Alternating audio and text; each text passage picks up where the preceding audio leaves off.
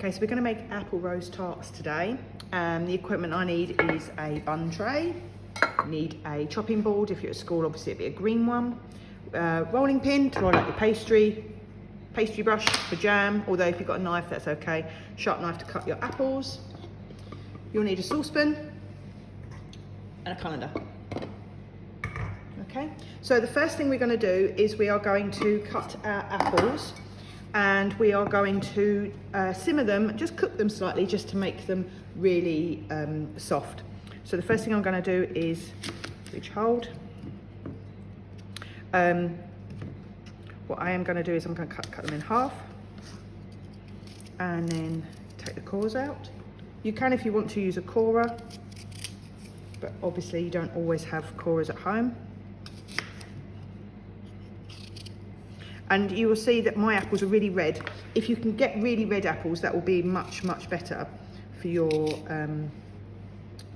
thing. I've got a bruise there, so I'm just going to cut that off. It might be that I need another apple as well. I have got another apple waiting in the wings. Okay, and I'm just going to very, very thinly slice these, as thin as I possibly can, because we are going to need to bend these into a circle.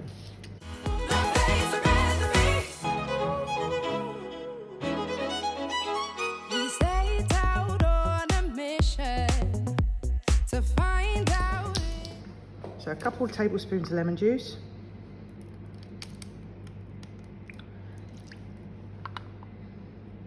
And we know that the acid in the lemon juice is going to, I might do 3 actually. It's going to stop those apples from going brown. I'm just going to add a little bit of water so that it's covering all the apples.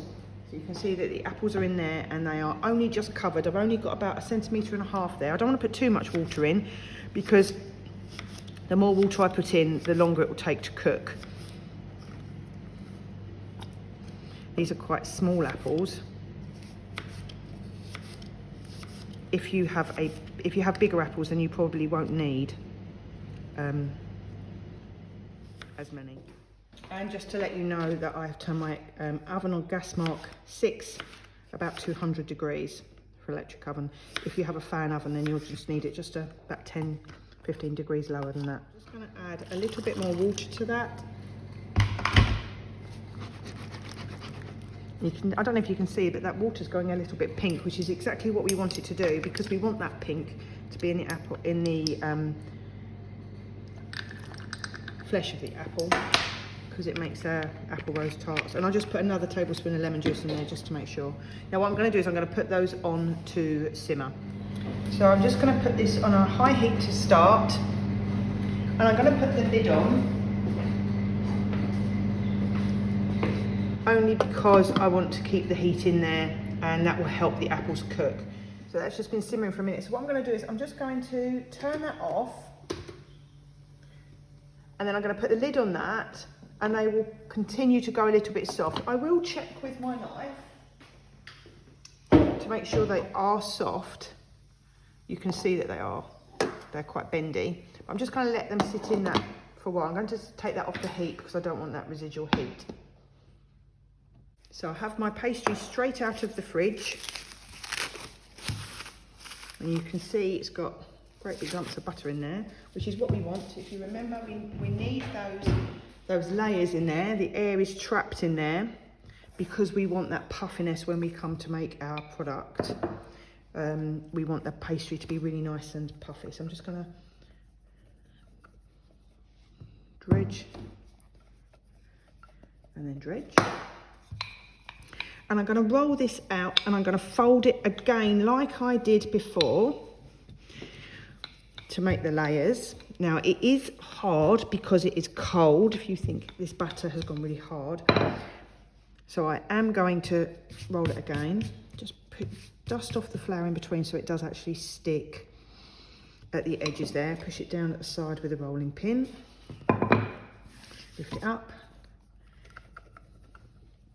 Roll it back down again. And while you are rolling it, you're softening it as well, but try to keep it in that nice rectangle.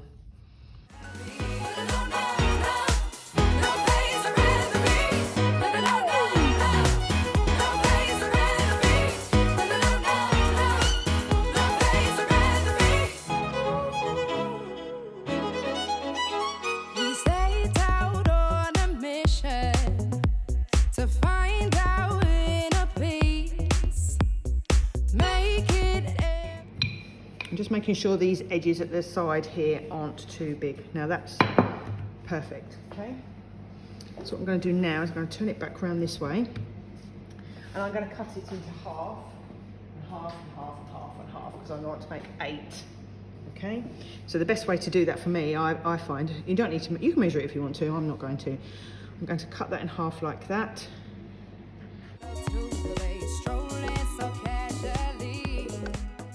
Easier to do it this way than to go 1, 2, 3, 4, because you don't get them as even. Cut that one in half. Don't push too hard because you don't want to cut, you don't want to score the work surface. So just a gentle run of the knife through.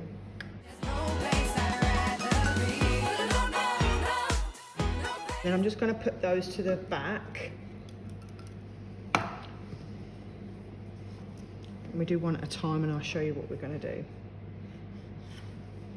Okay, just kind of put a little bit more down. Right, I'm just going to give that a little bit of a roll to make sure that it is completely the same thickness. Okay, and we're ready to start assembling these. So what I'm going to do first is I'm going to drain my apples, and I'm going to leave them in the colander like this. And if you want to, I'm going to show you how to do, I'm going to show you how to assemble them, but I'm just going to get a little bit of cinnamon. So I have my jam, and I'm just going to make my jam softer by just mixing it around with a spoon like this. Otherwise it's going to be really, really difficult to spread. And you can spread it with the back of a spoon, or you can do it with your pastry brush. It's entirely up to you. I'm going to use back of a spoon only because I know I said I had a pastry brush. I don't really like washing up, and pastry brushes are a bit of a pain to wash up. Okay, just use your finger just to... Now, when you're spreading the jam, don't do it right to the edges so it overlaps the edge, only because it will come out and it'll make a real mess as it's cooking. Your apples might be a little bit hot. I'm just going to move it out of the way so you see. And then what we're going to do is we're going to lay that on there like that. Let me just zoom in a little bit. Okay, so when we're going to assemble this, what we do is we put the apple on so it's overlapping the edge like that. And you overlap your apples so you get this scalloped effect at the top. Okay, they've cooled down a little bit. I'm going to try and use the thinner ones if I can. You don't want them overlapping too much because you only really want 2 layers of apple, because what will happen is it will make it too difficult to roll. Just a small one on the end, like that. And then you fold up your pastry and stick it to your scalloped edge like that. Okay, and you will have at the end here, I've got a little bit of a gap, but that's fine. And then slowly roll those over, but just loosely. You don't want to do it tight because the pastry is going to expand and you want a little bit of a gap in there. Okay, like this. And then I'm just going to put that in there like that, and it don't push it right down, it just literally needs to hold it. That isn't going down to the bottom like that, and you can see that's already looking really quite pretty. Bit of jam in there. I haven't rolled this one, I haven't made this one thinner, just in case you don't do it really thin, so you can actually see. And this jam not only is the flavour, but it's like the glue that sticks it all together. Okay, scalloped edge all the way along. If you have got green apples and red apples, it'll be good to alternate it so you've got that varying colour as you go along. You see my apples are quite small, so they're not going right down, much down. If you have, didn't make sense. My apples are quite thin here in this way because I had really small apples. The bigger your apple, the bigger this slice is going to be. which means you'll get more apple in the pastry, which would be nice, but I had these apples that needed using up, so I wasn't going to go and buy more. Okay, and then I'm going to fold that in half again, gluing it to the apple, like this. You see the jams come out a little bit. It doesn't matter this end because it's going to go in the middle. The apple popped out there because this first one's a little bit thick, but it doesn't matter because you can actually go back and you can actually poke them back in. Like that. And if you see any apples that are poking out, just poke them back. Okay, and you can see it's nice and loose.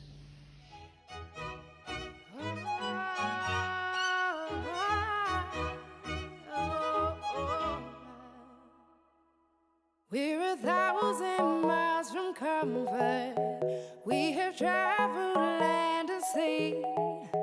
But as long as you are with me, there's no place I'd rather be. So you can see that I've got my 8 in here. You can see that some of them were like, the apple was coming out as I was rolling it, but that's not a problem. You just poke it back in like that, because the pastry will puff up in between anyway because you've done it quite loosely. So don't worry too much if your apples poke out, just give them a poke back in again. Like I said before, when I was making puff pastry is quite resilient. It's like the rugby player of the pastry world, okay? So don't worry about too much. And also, where I've left these, the slimy jam has meant that these are pushed up as well.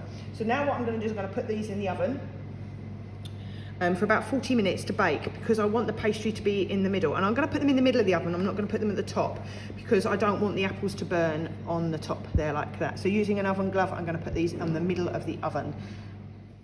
Okay, so these are out of the oven, and what would be a really good idea is to get them out while they're still warm.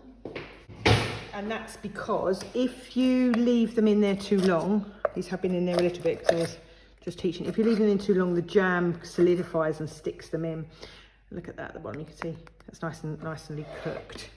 Okay, I'm going to turn that around there like that. So nothing's incomplete. It's easy being with you. Sacred simplicity.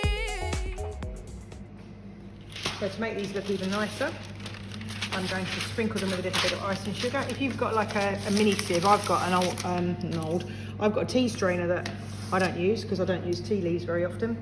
I would use a tea strainer to do this. It's nice, it's got nice fine mesh in it. I'm just going to use a normal sieve. Just put just a tiny bit in there. I'm just going to gently put that through. I'm just going to. It's not as fine as my sieve at home, but you make do, don't you?